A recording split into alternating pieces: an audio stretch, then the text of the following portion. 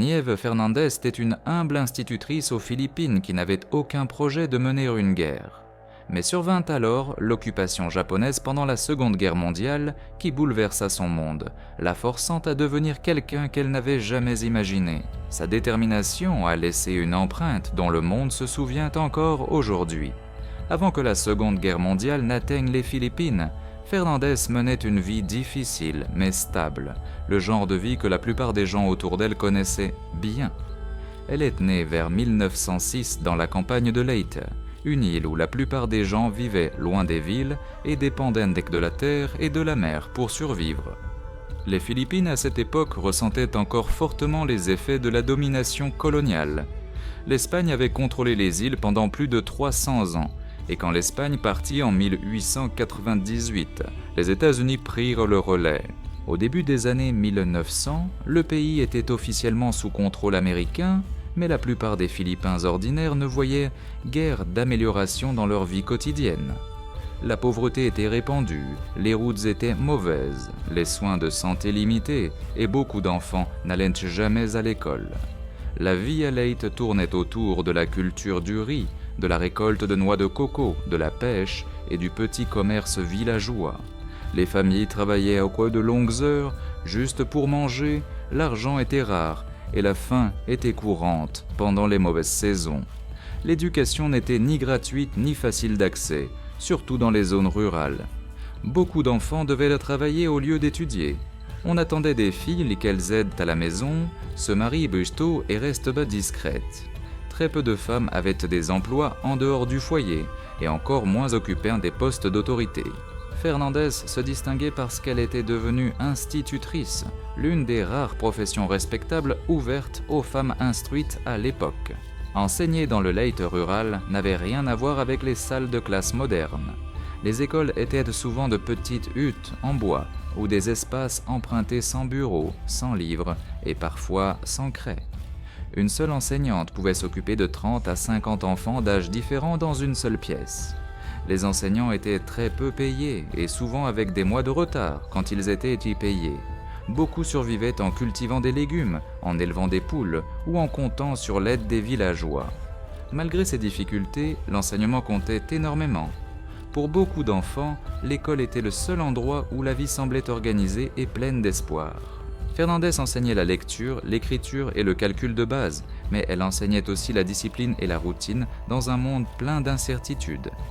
Les gens de sa communauté la respectaient, non pas parce qu'elle était puissante, mais parce qu'elle était fiable. Elle était connue comme quelqu'un qui suivait les règles et attendait des autres qu'ils fassent de même. Rien n'indique que Fernandez ait été impliquée dans la politique ou la résistance avant la guerre. Elle n'assistait pas aux rassemblements, ne rejoignait pas de groupes secrets et ne s'exprimait pas ouvertement contre la domination étrangère. Elle n'avait aucune formation militaire et aucune expérience de la violence. Comme des millions de Philippins, elle essayait simplement de survivre dans un pays pauvre aux choix limités. Elle n'avait aucune idée que les compétences qu'elle avait acquises pour gérer une classe l'aideraient plus tard à survivre à quelque chose de bien plus dangereux. Le 8 décembre 1941, cela arriva. Des avions de guerre japonais attaquèrent les Philippines quelques heures seulement après le bombardement de Pearl Harbor. Les principales bases aériennes américaines comme Clark Field à Pampanga et Nichols Field près de Manille furent durement touchées, détruisant les avions au sol avant qu'ils ne puissent riposter. Les attaques choquèrent la population. Beaucoup de Philippines avaient cru que les îles étaient protégées par les États-Unis et que la guerre ne les atteindrait pas si rapidement. En quelques semaines, les troupes terrestres japonaises débarquèrent à travers le pays. L'armée philippine, qui manquait d'armes modernes et d'entraînement, fut incapable de les arrêter. Les forces américaines des Philippines furent contraintes de se replier vers la péninsule de Bataan et l'île de Corregidor, laissant une grande partie de la campagne sans défense. Les civils se retrouvèrent soudain face à face avec une armée d'invasion. Au début de 1942, les troupes japonaises étaient entrées à Leyte. Au début, elles dirent aux villageois qu'elles étaient là pour libérer l'Asie du contrôle occidental.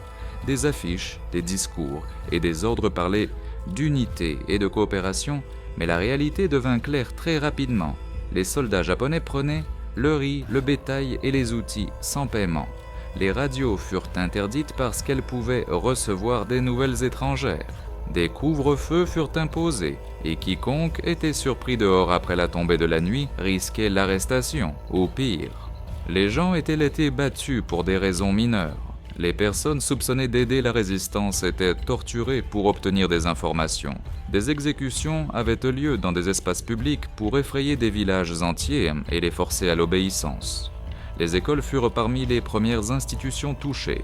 Beaucoup furent complètement fermés, tandis que d'autres furent réquisitionnés pour un usage militaire. Les enseignants perdirent leur emploi du jour au lendemain. Pire encore, les personnes instruites devinrent des cibles. Quiconque savait lire, écrire ou organiser les autres était considéré comme une menace potentielle. Ils étaient interrogés, arrêtés ou tués simplement parce qu'ils étaient instruits. Pendant cette période, Fernandez subit une perte personnelle qui changea sa vie. Bien que les archives n'indiquent pas clairement qui fut tué, plusieurs témoignages s'accordent à dire qu'une personne proche d'elle mourut violemment aux mains des forces japonaises. Le meurtre ne fut ni privé ni accidentel, il faisait partie de la brutalité de l'occupation. Pour Fernandez, ce fut le moment où la peur se transforma en autre chose. L'institutrice prudente et respectueuse des règles réalisa que l'obéissance n'offrait aucune sécurité. À partir de ce moment, la survie seule ne suffisait plus. Vers le milieu de 1942, de petits groupes de résistance avaient commencé à se former à travers l'île. Ces groupes ne furent pas créés sur ordre d'en haut. Ils se formèrent naturellement à mesure que de plus en plus de gens réalisaient que l'obéissance ouverte ne les protégerait pas. Leyte était bien adapté à ce type de résistance. Une grande partie de l'île était couverte de jungles épaisses, de collines escarpées, de rivières et de terrains marécageux. Les routes étaient peu nombreuses, étroites et souvent boueuses. Les soldats japonais, entraînés pour les batailles en terrain ouvert, avaient du mal à se déplacer et à patrouiller dans ces conditions, surtout loin des villes. Beaucoup des premiers guérilleros étaient d'anciens membres de l'armée philippine qui avaient échappé à la capture après l'effondrement de la résistance organisée en 1942. D'autres étaient des fermiers, des pêcheurs, des ouvriers et des enseignants qui refusaient d'accepter l'occupation. Ces groupes n'avaient presque rien en termes d'équipement.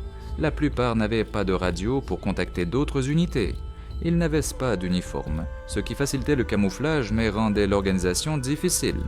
Il n'y avait pas de soutien régulier de l'extérieur de l'île, surtout dans les premières années de l'occupation. La survie quotidienne était aussi importante que le combat. Les guérilleros dépendaient assez des villageois pour la nourriture, l'abri et les informations. En retour, ils essayaient de protéger les communautés des abus japonais quand ils le pouvaient. Cela créa un lien discret mais fort entre combattants et civils. Si les guérilleros échouaient, les villages souffraient. Si les villages les trahissaient, les guérilleros mouraient. Fernandez entra dans ce monde dangereux lentement et prudemment. En tant qu'ancienne institutrice, elle ne se distinguait pas comme une menace. Au début, son rôle était le soutien plutôt que le combat. Elle transportait de la nourriture par les sentiers forestiers, transmettait des messages entre les unités et recueillait des informations. Parce qu'elle était connue et digne de confiance, elle pouvait se déplacer entre les villages sans éveiller immédiatement les soupçons. Elle observait attentivement le comportement des patrouilles japonaises, quels officiers étaient durs et quels habitants locaux coopéraient par peur. Écouter et observer devinrent ses premières armes. À mesure que l'occupation devenait plus dure, les conditions empirèrent pour tout le monde. Les patrouilles japonaises devinrent plus fréquentes et agressives, surtout dans les zones soupçonnées d'aider les guérilleros. Les pénuries alimentaires devinrent sévères car les récoltes étaient saisies ou détruites. Des informateurs apparurent dans les villages, souvent des gens essayant de protéger leur propre famille. Le risque de trahison était constant. Les groupes de guérilleros commencèrent à réaliser que les attaques bruyantes et les coups de feu n'apportaient que des représailles mortelles. Ce dont ils avaient besoin, c'était des combattants capables d'opérer silencieusement et de ne laisser aucune trace. C'est dans ces conditions que Fernandez dépassa le travail de soutien. À cette époque, les armes à feu étaient un luxe rare et dangereux parmi les guérilleros de Leyte. Les munitions étaient presque impossibles à remplacer. et tirer une arme signifiait souvent révéler sa position. Les fusils capturés étaient ainsi cachés et utilisés seulement en cas d'absolue nécessité. La plupart des combats rapprochés reposaient sur des outils simples que les gens possédaient déjà. Couteaux, outils agricoles, gourdins en bois et pièges artisanaux devinrent les armes de choix. Fernandez choisit le bolo, une grande lame couramment utilisée par les fermiers pour défricher la terre et récolter. Il était lourd, tranchant et familier. Contrairement à une arme à feu, il ne faisait aucun bruit et ne nécessitait pas de munitions. L'utiliser efficacement demandait patience et sang-froid. Elle ne reçut pas de formation officielle. Au lieu de cela, elle apprit par l'observation attentive et la pratique répétée. Elle observait comment les soldats japonais se déplaçaient quand ils étaient alertes et comment ils se comportaient quand ils se sentaient en sécurité. Elle remarquait quand les gardes devenaient négligents, quand les patrouilles s'éparpillaient et quand des individus marchaient seuls.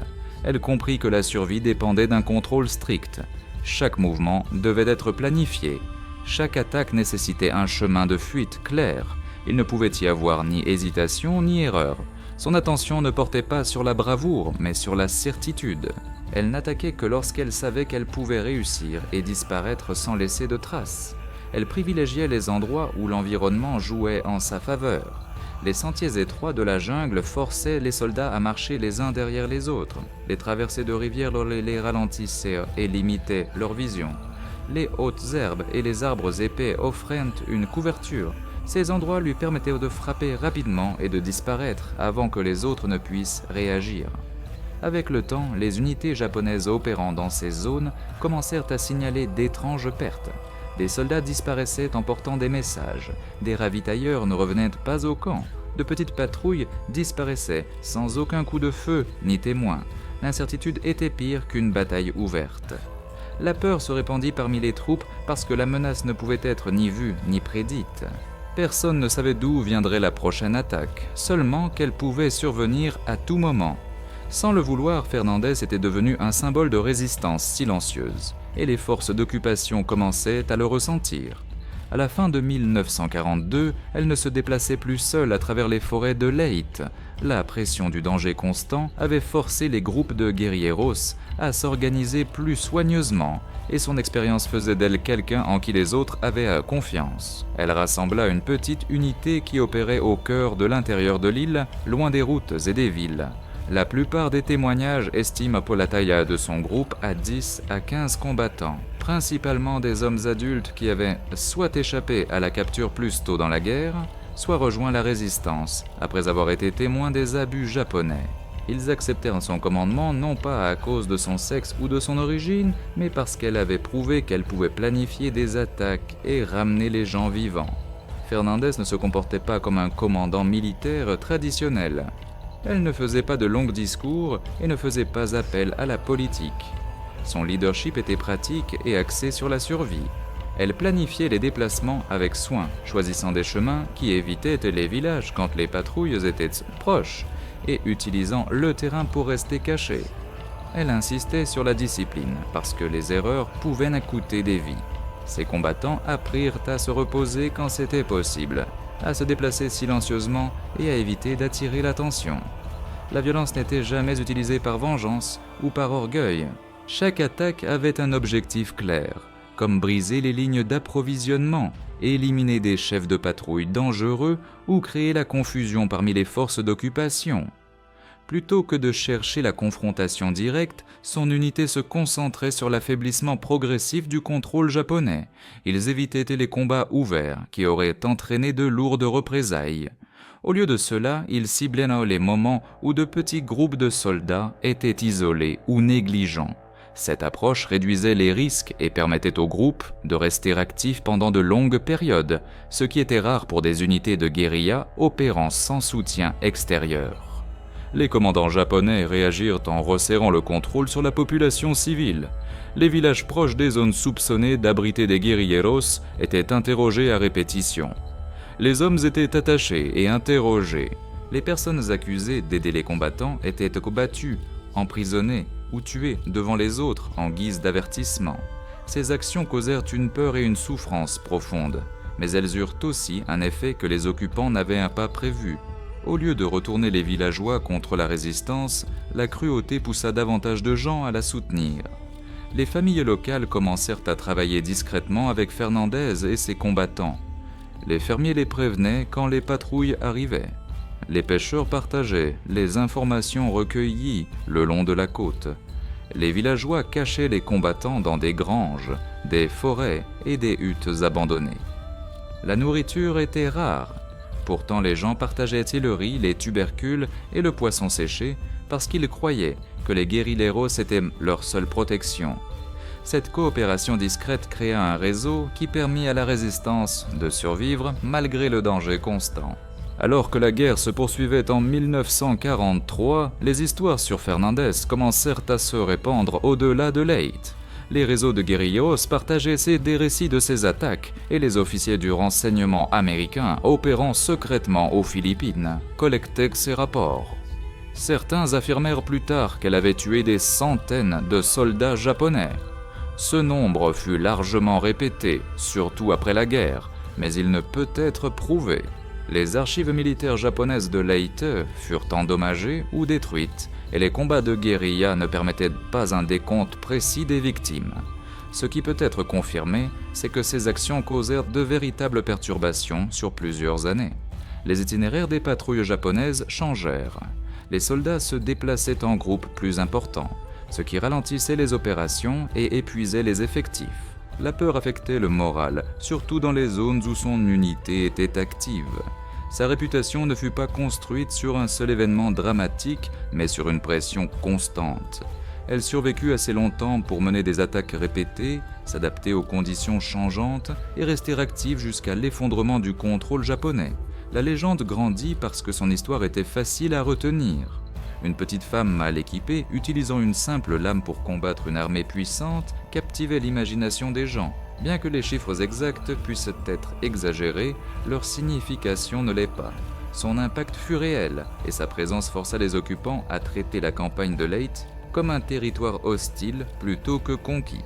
Le 20 octobre 1944, après près de 3 ans d'occupation brutale, les forces américaines débarquèrent enfin sur les plages de Leyte, menées par le général Douglas MacArthur, qui avait célèbrement promis de revenir après avoir été forcé de quitter les Philippines en 1942. Son débarquement marqua le début de la fin du contrôle japonais dans le pays. Des milliers de soldats américains débarquèrent, soutenus par des chars, des avions et une puissance de feu naval que les guérilleros n'avaient jamais vue auparavant. Ce qui suivit fut la bataille du golfe de Leyte, livrée entre le 23 et le 26 octobre de cette même année. Elle devint la plus grande bataille navale de l'histoire humaine, impliquant plus de 300 navires des deux côtés. La marine japonaise subit des pertes catastrophiques. Plusieurs de ses principaux navires de guerre furent coulés et de nombreux pilotes entraînés furent tués. Après cette bataille, le Japon ne pouvait plus approvisionner ni protéger correctement ses forces aux Philippines. La nourriture, les munitions et le carburant cessèrent d'arriver. Les soldats japonais sur terre furent laissés isolés, affamés et de plus en plus désespérés. Alors que les forces américaines progressaient vers l'intérieur des terres, les unités de guérilla à travers Leyte sortirent de leurs cachettes pour les soutenir. Des années de résistance silencieuse se transformèrent soudain en coopération ouverte. Les guérilleros fournirent des cartes dessinées de mémoire, avertirent les troupes des sites d'embuscade et guidèrent les soldats à travers des sentiers de jungle qui n'apparaissaient sur aucune carte. Leurs connaissances locales firent gagner du temps et sauvèrent des vies. Ils attaquèrent également les unités japonaises qui battaient en retraite ou tentaient de s'échapper vers l'intérieur. Fernandez et ses combattants participèrent à ces efforts. Ils aidèrent à identifier les positions ennemies et guidèrent les soldats américains à travers un terrain difficile. Les forêts et les collines où elle avait survécu pendant des années devinrent maintenant un avantage pour les forces en progression. Les unités japonaises qui terrorisaient autrefois les villages fuyaient maintenant, blessées ou se rendaient. Et l'équilibre des forces avait complètement basculé. En décembre 1944, la résistance japonaise organisée à Leyte s'était effondrée. Certains soldats tentèrent d'abord de se cacher dans la jungle, mais la plupart furent tués, capturés ou isolés sans espoir de soutien. Pour Fernandez, l'occupation qui avait détruit sa vie d'avant était enfin terminée. La peur, la faim et le danger constant qui définissaient son existence quotidienne depuis près de 3 ans prirent fin. Après la libération de Leyte, elle apparut brièvement sur la scène publique. Un officier américain, impressionné par son histoire et sa réputation, organisa une séance photo qui fut publiée en 1945 et se répandit rapidement dans les publications militaires américaines et les journaux. Pour beaucoup de lecteurs, elle devint un puissant symbole de la résistance civile et du rôle que les Philippins ordinaires jouèrent dans la défaite de l'occupation. Malgré cette attention, la reconnaissance s'arrêta là. Comme la plupart des combattants de la guérilla, Fernandez ne reçut ni pension, ni terre, ni soutien à long terme. Le gouvernement philippin faisait face à d'énormes problèmes après la guerre. Les villes étaient détruites, les fermes ruinées et des millions de personnes étaient sans abri. Les ressources étaient limitées et la priorité fut donnée à la reconstruction des infrastructures et au rétablissement des services de base. Les guérilleros, qui avaient combattu sans enrôlement officiel, furent souvent exclus des programmes officiels. Fernandez retourna à la vie civile sans rien de plus que ce qu'elle avait avant la guerre, et à bien des égards encore moins. Elle n'utilisa pas sa célébrité pour chercher de l'argent ou un statut. Elle évita les interviews et les événements publics. Le monde passa à autre chose, et elle aussi, portant ses expériences, avec elle mais refusant d'en faire un spectacle. Elle mourut en 1976, à environ 70 ans, après avoir passé la majeure partie de sa vie d'après-guerre dans la pauvreté. Il n'y eut pas d'honneur d'État, pas de grandes funérailles et pas de mémorial public à sa mort. En dehors d'un petit nombre d'historiens et de vétérans, très peu de gens aux Philippines ou à l'étranger connaissaient son nom à l'époque. Comme beaucoup d'anciens guérilleros, elle s'effaça tranquillement dans l'arrière-plan d'un pays concentré sur la reconstruction et l'avenir après des années de destruction. Le manque de reconnaissance à sa mort n'était pas inhabituel. Après la Seconde Guerre mondiale, les Philippines luttaient contre d'énormes problèmes. Des villes entières étaient en ruine, y compris Manille, qui fut l'une des capitales les plus endommagées de la guerre. Des millions de personnes étaient déplacées, les pénuries alimentaires continuaient et l'économie était anéantie. Dans cet environnement, de nombreux combattants civils qui avaient pris de grands risques pendant l'occupation furent négligés, surtout ceux qui n'avaient jamais été officiellement enrôlés dans l'armée. Les femmes guérilleras en particulier furent souvent ignorées dans les archives officielles. Avec le temps, cependant, l'histoire de Fernandez ne disparut pas, alors que les historiens commençaient à étudier plus attentivement les mouvements de résistance locaux.